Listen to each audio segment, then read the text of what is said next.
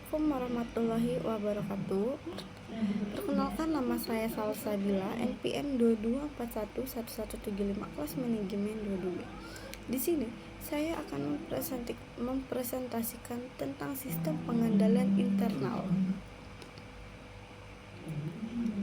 Definisi sistem pengendalian internal.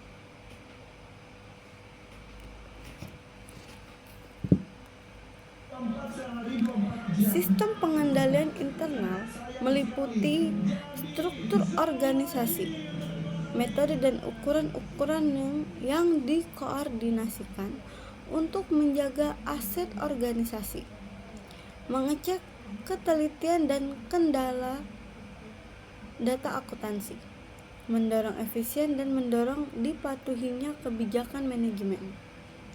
Tujuan sistem pengendalian internal menurut definisi tersebut adalah: yang pertama, menjaga aset organisasi; yang kedua, mengecek ketelitian dan mendorong kepatuhinya kebijakan manajemen;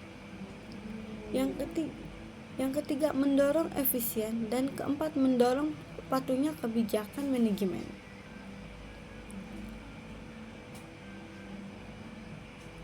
Unsur sistem pengendalian internal.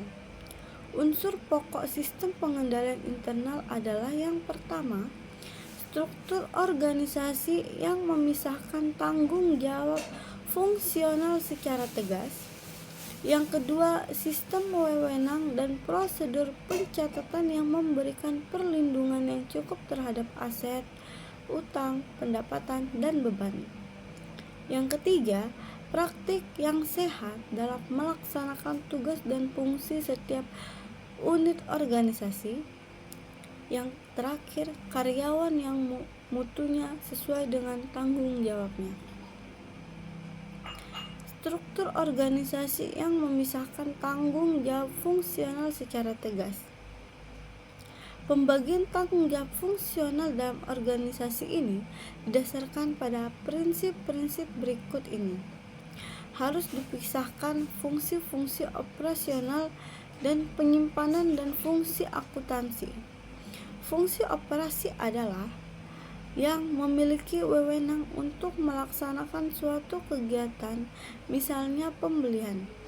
Setiap kegiatan dalam perusahaan memerlukan otorisasi dari manajer fungsi yang memiliki wewenang untuk melaksanakan kegiatan tersebut. Fungsi penyimpanan adalah fungsi yang memiliki wewenang untuk menyimpan aset perusahaan. Fungsi akuntansi adalah fungsi yang memiliki wewenang untuk mencatat peristiwa keuangan perusahaan. Suatu fungsi tidak boleh diberi tanggung jawab penuh untuk melaksanakan suatu transaksi. Lingkungan pengendalian. Lingkungan pengendalian atau control environment.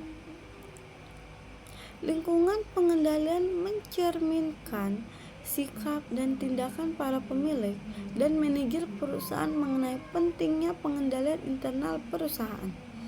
Lingkungan pengendalian memiliki 4 unsur. Yang pertama, filosofi dan gaya operasi; yang kedua, fungsinya dewan komisaris dan komite audit; yang ketiga, metode pengendalian manajemen; dan yang terakhir ada kesadaran pengendalian. Konsep yang salah mengenai sistem pengendalian internal. Manajemen puncak seringkali mempunyai konsep yang salah mengenai sistem pengendalian internal. Sistem pengendalian internal dianggap merupakan tanggung jawab direktur keuangan saja, sehingga direksi umumnya menyerahkan pengembangan kepada direktur keuangan tanpa dukungan penuh dari anggota direksi yang lain. Persepsi bahwa sistem pengendalian internal dapat menggantikan ketidakmampunya dalam mengelola perusahaan. Sistem pengendalian internal tidak dapat mengganti ketidakmampuan manajemen dalam mengelola perusahaan.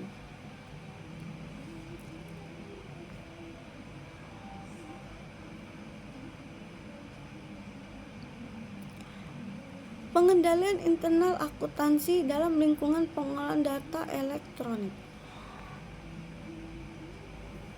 Pengendalian internal akuntansi dalam sistem manual. Yang pertama, pembagian tanggung jawab pelaksanaan suatu interaksi ke tangan beberapa orang atau departemen agar tercipta adanya cek silang atau cross check dan spesialis data. Pengendalian internal dalam sistem komputer, karena ketelitian dan kecepatan pengelolaan data dengan komputer lebih sedikit diperlukan cek silang dalam pengelolaan, terutama yang menyangkut perhitungan dalam pengelolaan data akuntansi.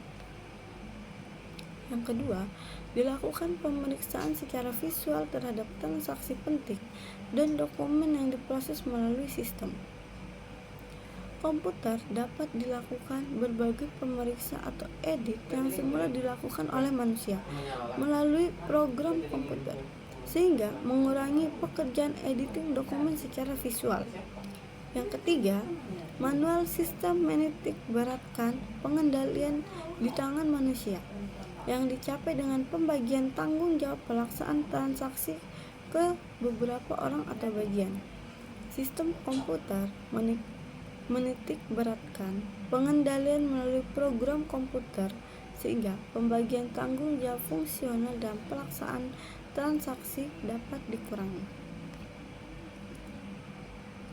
Membedakan sistem dengan pengendalian yang efektif dan tidak efektif. Sistem pengendalian yang efektif sangat penting dalam organisasi untuk memastikan tujuan tercapai dan risiko dikelola dengan baik. Namun, banyak organisasi mengalami kesulitan dalam menciptakan sistem yang benar-benar efektif.